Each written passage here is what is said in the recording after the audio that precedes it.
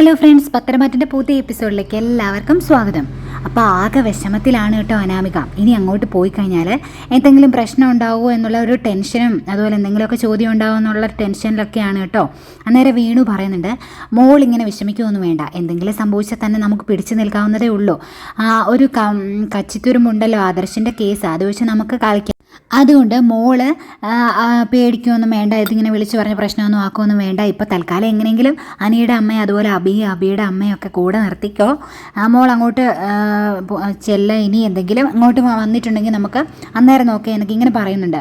അന്നേരം അനാമിക പറയുന്നുണ്ട്, അബിയുടെ നേരത്തെ പോലെ ഒന്നും അല്ല, ഇപ്പോൾ ഒരു കാര്യത്തിലും വലിയൊരു ചൂടൊന്നുമില്ല. ഇന്നാൾ ആ പ്രശ്നങ്ങളെല്ലാം ചാനലിലെ അറിയിക്കുക എന്നിങ്ങനെ പറഞ്ഞു പോയതാണ്. എന്നിട്ട് അതങ്ങ് തണുത്തുപോയി, ആരെയോ പേടിക്കുന്ന പോലെയൊക്കെ തോന്നുക അങ്ങേരുടെ സ്വഭാവം കാണുമ്പോൾ എന്നിങ്ങനെ പറയുക. അന്നേരം വേണു പറയുന്നുണ്ട്, അവൻ പേടിക്കും, കാരണം അവൻ എങ്ങനെയാണ് നടന്നതെന്ന് നമുക്കറിയാമല്ലോ. അതുകൊണ്ട് അങ്ങനെ എന്തെങ്കിലും വിഷയം അവൻ്റെ കയ്യിലും കാണും, അതുകൊണ്ടായിരിക്കും അവൻ പേടിക്കുന്നത്. പലപ്പോഴും ഞാനും രേവതി കണ്ടിട്ടുണ്ട് അവൻ അന്യ സ്ത്രീകളെ കൊണ്ട് കറങ്ങി നടക്കുന്നത്, അത് അവൻ്റെ ഒരു സ്വഭാവമാണല്ലോ എന്നൊക്കെ ഇങ്ങനെ പറയുവാണ് കേട്ടോ. അന്നേരം രേവതിക്ക് ഭയങ്കര ടെൻഷനാണ്, ആ സ്ഥലത്തെക്കുറിച്ച് അവർ അന്വേഷിക്കുമെന്ന്. അന്നേരം അനാമിക പറയുന്നുണ്ട്, ആ നയന കൂടെ ഉള്ളത് പ്രശ്നമായത്, അവൾ അതിനെപ്പറ്റി ഇങ്ങനെ അന്വേഷിക്കുമെന്ന് എനിക്ക് പേടിയുണ്ട് എന്ന് പറയും. അന്നേരം വേണു പറയുന്നുണ്ട്, ആ സ്ഥലത്തിന് ഇടനിലക്കാരനായിട്ട് ഒരുത്തനേ ഉള്ളൂ, അവനോട് ഞാൻ കാര്യങ്ങളൊക്കെ പറഞ്ഞിട്ടുണ്ട്, അതുകൊണ്ട് അവൻ നമ്മളെ ചതിക്കില്ല. പിന്നെ എവിടെ പോയി ആ സ്ഥലത്തിൻ്റെ ഡീറ്റെയിൽസ് എടുക്കാൻ അവർ അങ്ങനെ വലിയ പ്രശ്നങ്ങളൊന്നും ഉണ്ടാകില്ല എന്നാണ് വേണു പറഞ്ഞേക്കുന്നത് കേട്ടോ. ഏതായാലും ഇത്രയൊക്കെ പറഞ്ഞിട്ട് അനാമികയോട് പേടിക്കേണ്ട, നീ അങ്ങോട്ട് പോയിക്കോ, എങ്ങനെയെങ്കിലുമൊക്കെ നമുക്കത് ഉണ്ടാക്കി കുറച്ച് പൈസയൊക്കെ ഉണ്ടാക്കി അടിച്ചു മാറ്റിയൊക്കെ കൊണ്ടുവരണം എന്നൊക്കെ ഇങ്ങനെ രീതിയിലൊക്കെ ഇങ്ങനെ സംസാരിക്കുമ്പോൾ അനാമിക പറയുന്നുണ്ട്, എൻ്റെ സ്വർണ്ണം വിറ്റ് അച്ഛൻ കടമെല്ലാം വീട്ടിയതല്ലേ, ഇനിയും കടമുണ്ടോ എന്ന് ചോദിക്കുമ്പോൾ വേണു പറയുന്നുണ്ട്, മോളെ പൈസയ്ക്ക് പൈസ എടുത്തില്ലെങ്കിൽ അതിങ്ങനെ പെരുകിയിരിക്കും, അത് ഈ ജന്മം കൊടുത്താൽ തീരില്ല എന്നിങ്ങനെ പറയുമ്പോൾ ആ കടം ഞാൻ തന്നെ വീട്ടണമായിരിക്കും അല്ലേ എന്ന് ചോദിക്കും. അന്നേരം രേവതി പറയുന്നുണ്ട്, നിൻ്റെ അച്ഛൻ ഇപ്പോൾ ആരും കടമൊന്നും കൊടുക്കുകയില്ല അതിനെന്ന് പറയുന്നുണ്ട്. അന്നേരം വേണു പറയാണ്, ഇനിയിപ്പോൾ ആകെയുള്ളൊരു പ്രദേശം അനന്തപുരിയിലെ സ്വത്താണ്, അതുകൊണ്ട് മോള് നോക്കി കണ്ടുമൊക്കെ നിന്നോണം എന്നൊക്കെ ഇങ്ങനെ പറയുക. പിന്നീട് നവ്യയാണ് കാണിക്കുന്നത്. രാത്രി കിടന്ന് ഇങ്ങനെ കൊച്ചു ഭയങ്കര കരച്ചിലാട്ടോ. അപ്പോൾ നവ്യ എഴുന്നേറ്റ് കൊച്ചിനെ ഉറക്കാൻ നോക്കുന്നുണ്ട്. അബി കിടന്ന് സുഖമായിട്ട് ഉറങ്ങുക. അത് കാണുമ്പോൾ നവ്യയ്ക്ക് ഇഷ്ടപ്പെടുന്നൊന്നുമില്ല. നവ്യ അബിയെ വിളിച്ച് എഴുന്നേക്കും. എന്നിട്ട് കുഞ്ഞ് കിടന്ന് കരയുന്ന നീ കേട്ടില്ല എന്ന് ചോദിക്കുമ്പോൾ, അതിന് ഞാൻ എന്ത് ചെയ്യാനാണ്, ഞാൻ എടുത്തിട്ട് കൊച്ചിനെ കരച്ച് നിർത്തുമൊന്നും ഇല്ലല്ലോ, നീ നോക്ക് എന്നിങ്ങനെ പറയും. അന്നേരം അതൊന്നും പറ്റില്ല, എഴുന്നേക്ക് എന്നിങ്ങനെ പറഞ്ഞിട്ട് കുഞ്ഞിനെ എടുത്ത് 2 കൊട്ടൊക്കെ ഇങ്ങനെ കൊടുത്തിട്ട് കുട്ടിയെ എടുത്ത് ഇങ്ങനെ അബിയുടെ കയ്യിലോട്ട് കൊടുക്കുക കേട്ടോ. അതുകൊണ്ട് കുഞ്ഞിൻ്റെ അച്ഛനെ എടുത്തതുകൊണ്ട് നീ ഇവനെ ഒന്ന് ഉറക്കിക്കുക എന്ന് ഇങ്ങനെ 2-3 ദിവസം കഴിഞ്ഞ് നേരാവണമെന്ന് ഉറങ്ങിയിട്ട് എന്നും പറഞ്ഞ് തന്നെ ഇങ്ങനെ അവസ്ഥ, അതുകൊണ്ട് ഞാൻ കുറച്ച് നേരം കിടക്കട്ടെ, നീ കൊച്ചിനെ നോക്കിക്കുക എന്നങ്ങനെ പറഞ്ഞ് കയ്യിലോട്ട് വെച്ച് കൊടുക്കുക. അന്നേരത്തേക്ക് അബിക്കാണ് ദേഷ്യം വന്നിട്ട് കുഞ്ഞിനെ ഇങ്ങനെ അബി പുറത്തേക്ക് ഇങ്ങനെ പോകുന്നുണ്ട് കേട്ടോ. നവ്യ സുഖമായിട്ട് അവിടെ കിടന്ന് ഉറങ്ങുവാണ്. അബി അവിടെ നിന്ന് നേരെ ചെല്ലുന്നത് ജലജയുടെ റൂമിലേക്കാണ്. റൂമിൽ ഇങ്ങനെ കുട്ടി വിളിക്കുമ്പോഴേക്കും ദേഷ്യം വരുന്നുണ്ട് കേട്ടോ ജലജയ്ക്കോ. ഉറക്കത്തിലിങ്ങനെ ചെന്ന് കഴിയുമ്പോൾ ആർക്കായാലും ദേഷ്യം വരുമല്ലോ. അന്നേരം വാതിൽ തുറക്കും, എന്നിട്ട് ചോദിക്കുക, എന്താടാ നീ എന്തിനാ ഇപ്പോൾ ഇങ്ങോട്ട് വന്നതെന്ന് ചോദിക്കും. അന്നേരം എൻ്റെ ഉറക്കം കളയാനാണ് എന്ന് ചോദിക്കുമ്പോഴേക്കും അന്നേരം ഈ കുഞ്ഞ് ഭയങ്കര കരച്ചിലാമേ എന്ന് പറയുമ്പോഴേക്കും, കുഞ്ഞ് കരച്ചിലാണെങ്കിൽ അതിൻ്റെ അമ്മയുടെ കൊണ്ട് കൊടുക്കുക, അല്ലാതെ ഇതിങ്ങനെ കൊണ്ട് ഇങ്ങോട്ട് വന്നിട്ട് എന്ത് കാണിക്കാനാ. അന്നേരം അബി പറയുന്നുണ്ട്, അവൾ ഉറങ്ങിയിട്ട് 2-3 ദിവസമായി, അപ്പോൾ അതുകൊണ്ട് അവൾക്ക് ഉറക്കം വരുവാണെന്ന് പറഞ്ഞ് അവൾ ഉറങ്ങാനായിട്ട് പോയി. അവളെ ഇനിയിപ്പോൾ പിണക്കാൻ പറ്റത്തില്ല, ഈ ഒരു സാഹചര്യത്തിൽ അവൾ നമ്മുടെ കൂടെ നിൽക്കണം, അതുകൊണ്ട് ഇപ്പോൾ അമ്മ ഈ കുഞ്ഞിനെ ഒന്ന് നോക്കി എന്നിങ്ങനെ പറയും. അന്നേരം ജലജ ചോദിക്കുന്നുണ്ട്, നീ ഇടയ്ക്കിടയ്ക്ക് പറയുന്നുണ്ടല്ലോ അവളെ കൂടെ നിർത്തണമെന്ന്, അതിന് മാത്രം എന്താ പ്രശ്നം, നീ എന്തെങ്കിലും ചെയ്തിട്ടുണ്ടോ എന്ന് ചോദിക്കും. അന്നേരം അബി പറയുന്നുണ്ട്, അങ്ങനെയല്ലമ്മേ, ഇവിടെ എന്തെങ്കിലും പ്രശ്നം ഉണ്ടാകുമ്പോൾ അവരോട് നയനയോടും ആദർശനോടും സംസാരിക്കാൻ നമ്മുടെ ഭാഗത്ത് നവ്യ വേണം, എങ്കിലേ ശരിയാവുള്ളൂ എന്നിങ്ങനെ പറയുമ്പോഴേക്കും ജലജ പറയാണ്, അതിന് അവരോട് പറയാനുള്ള നമുക്ക് പറയാലോ, നവ്യനെ എന്തിനാ ഇങ്ങനെ നിർത്തുന്നത് എന്ന് ചോദിക്കും. അന്നേരം അബി പറയുന്നുണ്ട്, നമ്മൾ പറഞ്ഞ് എന്നെ ഇങ്ങനെ തരം താഴ്ത്തേ ഉള്ളൂ, ഇപ്പോൾ അമ്മ പറയുന്ന ഒന്ന് കേൾക്കുക എന്ന് പറയുമ്പോഴാണ് അന്നേരം വേറെ നിവർത്തിയില്ലാതെ ഇഷ്ടക്കേടോടുകൂടി ജലജ കുഞ്ഞിനെ എടുക്കും. എന്നിട്ട് ജലജ പറയുന്നുണ്ട്, ഈ കുഞ്ഞിന് ഭയങ്കര വെയിറ്റാണ്, കുറച്ച് കഴിയുമ്പോഴേക്കും എൻ്റെ കൈയൊക്കെ അങ്ങോട്ട് കഴക്കി, എനിക്ക് ബുദ്ധിമുട്ടായത്, അതുകൊണ്ട് ഇന്നൊരു ദിവസത്തേക്ക് ഞാൻ ഇത് നോക്കത്തുള്ളൂ, അടുത്ത ദിവസം തൊട്ട് കൊച്ചിനെ കൊണ്ടിങ്ങോട്ട് വന്നേക്കരുത് എന്നൊക്കെ ഇങ്ങനെ പറയും. അന്നേരം അബി പറയുക, അമ്മയ്ക്ക് കൈവേദന എടുക്കുന്നുണ്ടെങ്കിൽ ആ കട്ടിലേക്ക് കിടത്തി ഒന്ന് ഉറക്കിയാൽ മതി എന്നൊക്കെ ഇങ്ങനെ പറഞ്ഞിട്ട് അബി പയ്യെ അവിടെ നിന്ന് പോകും. അന്നേരം ജലജ കൊച്ചിനോട് പറയുക, കീറാതെ മര്യാദയ്ക്ക് കിടന്ന് ഉറങ്ങിക്കോണം, അല്ലെങ്കിൽ നിൻ്റെ കീർച്ച മാറ്റാനൊക്കെ എനിക്കറിയാം, ആ തള്ളയുടെ അതേ സ്വഭാവം ഇതിന് എന്നൊക്കെ ഇങ്ങനെ ജലജ പറയുന്നുണ്ട് കേട്ടോ. പിന്നീട് കിരണിനെയാണ് കാണിക്കുന്നത്. കിരൺ ആ പ്രോപ്പർട്ടിയെക്കുറിച്ചുള്ള കാര്യങ്ങളൊക്കെ ഇങ്ങനെ അറിഞ്ഞതിന് ശേഷം നയനയെയും ആദർശനെയും വിളിക്കുകയാണ്. എന്നിട്ട് അവരോട് കാര്യങ്ങളൊക്കെ ഇങ്ങനെ പറയുന്നുണ്ട്, ആ സ്ഥലം ഒരു അമേരിക്കക്കാരൻ്റെ ആണെന്നും അത് അയാൾ വിൽക്കാനൊന്നും ഉദ്ദേശിച്ചിട്ടില്ലെന്നും ഇതിനൊരു ഇടനിലക്കാരനുണ്ട്, അത് കിരൺ അറിയുന്ന ആളാണ് വാസുവേട്ടൻ. കിരണും പോയി കണ്ടപ്പോഴേക്കും കാര്യങ്ങളൊക്കെ വാസുവേട്ടൻ കിരണിനോട് തുറന്ന് പറഞ്ഞു. വാസുവേട്ടന് കുറച്ച് കൈമണിയൊക്കെ കൊടുത്ത് ഇത് സെറ്റ് ചെയ്ത് വെച്ചതാണ് വേണു.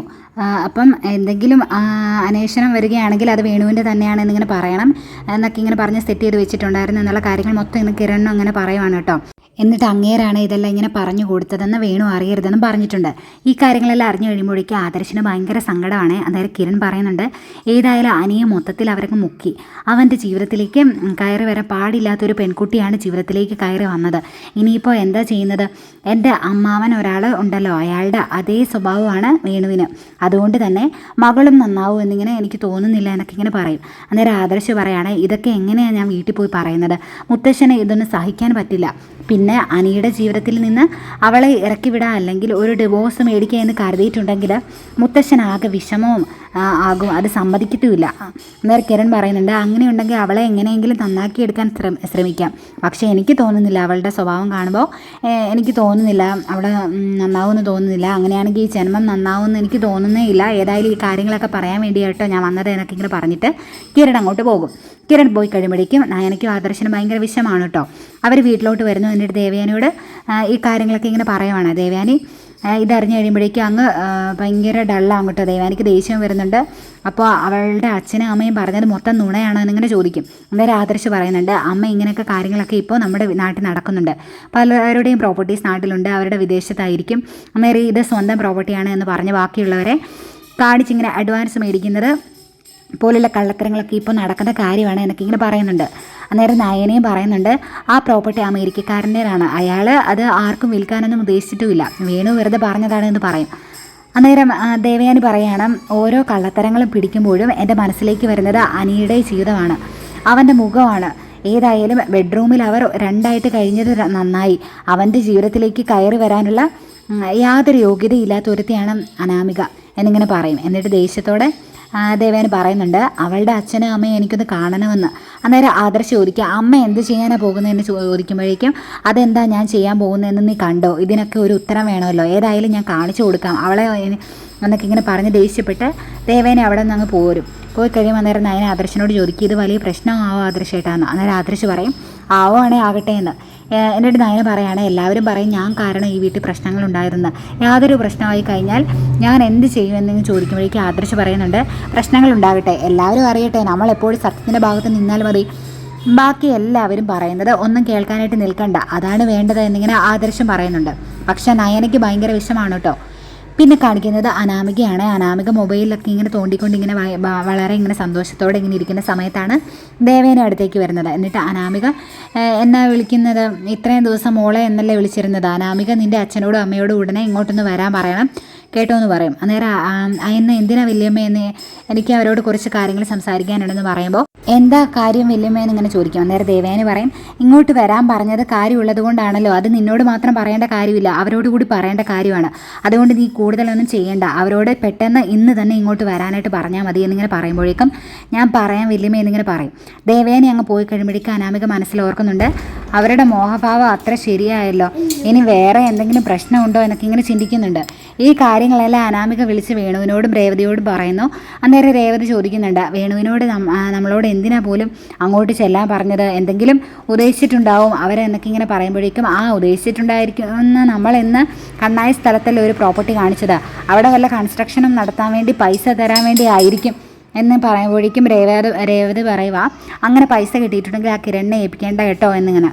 അന്നേരം വേണു പറയുന്നുണ്ട്, അത് അന്നേരം സാധിക്കില്ല എന്ന് ഞാൻ പറഞ്ഞതാണല്ലോ, പിന്നെ നമ്മൾ അവിടെ കൺസ്ട്രക്ഷൻ ഒന്നും നടത്താൻ പോകുന്നില്ലല്ലോ, പൈസ കിട്ടിയിട്ടുണ്ടെങ്കിൽ അതങ്ങ് മേടിച്ചെടുക്കണം എന്നിങ്ങനെ പറയുമ്പോൾ രേവതി ചോദിക്കുന്നുണ്ട്, അങ്ങനെ പൈസ മേടിച്ചെടുത്തിട്ട് പണിയൊന്നും നടത്തിയില്ലെങ്കിൽ അതൊരു പ്രശ്നമാകില്ലേ എന്ന്.